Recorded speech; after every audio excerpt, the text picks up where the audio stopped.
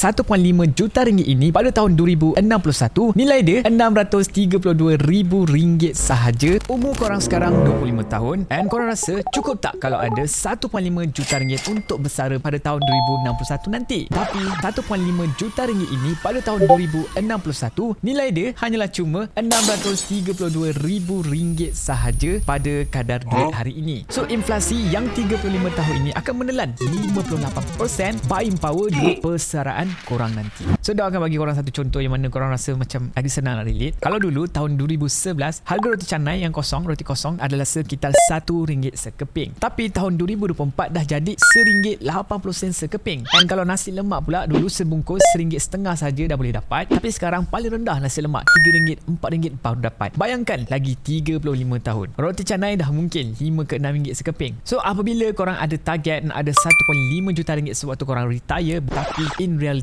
duit itu cuma hanya boleh membeli barang yang bernilai RM632,000 pada hari ini. So EPF baru saja introduce Retirement Income Adequacy Framework dengan 3 tier, iaitu Basic Saving RM390,000 and ada Adequate Savings RM650,000 dan juga ada Enhanced Saving yang target dia adalah 1.3 sampai 1.5 juta ringgit. Tapi ini yang menakutkan. Data telah pun menunjukkan 90% lebih ahli EPF yang berumur bawah 30 tahun tidak mempunyai duit yang cukup lah untuk mencapai tier basic, tier yang paling rendah. Jadi macam dah cakap tadi, inflasi berapa? Inflasi akan naik dalam 2.5 ke 3% setahun. Tapi medical inflation dekat Malaysia ini naik 12% setahun. So sekarang ni apakah solusinya? Jadi bagi Daus penting untuk kita membina retirement fund yang kedua di luar EPF. Kita bukan nak ganti EPF ni terus, tapi instead kita nak membuat satu lagi tambahan di atas EPF tadi. So maknanya kita boleh tap lah KWSP ni bila kita perlu, yang dibenarkan lah pengeluarannya. And then dana kedua ini kita jangan sentuh langsung, kita biarkan dia compound tanpa diganggu selama bertahun-tahun. Jadi let's say kalau sekarang ni korang berumur 25 tahun sekarang, typically salary berada di sekitar RM2,500 sampai ke RM3,500 sebulan. Jadi dengan itu korang akan allocate sekitar 10% daripada gaji korang, which is RM300 sebulan, dan korang akan invest lah setiap bulan. Jadi let's say kalau average return 7% setahun, RM300 sebulan itu akan jadi lebih kurang RM530,000 bila korang retire umur 60 tahun nanti. Dan kalau kita combinekan dengan EPF korang, maka korang boleh ada 1.3 juta ringgit in total. Salah satu platform yang Daud rasa worth lah untuk korang consider, especially untuk korang yang nak pastikan pelaburan korang semua itu patuh syariah, adalah dengan menggunakan platform Wahid. Dia adalah sebuah robot advisor yang patuh syariah yang berlesen lah dengan Suruhanjaya Security Malaysia. Jadi kalau korang belum lagi ada akaun Wahid, korang boleh daftar Wahid, gunakan je profil Daus. Dan jangan lupa masukkan kod DAUSDK sewaktu korang daftar untuk claim RM10 reward apabila korang deposit minimum RM300 ke dalam Wahid.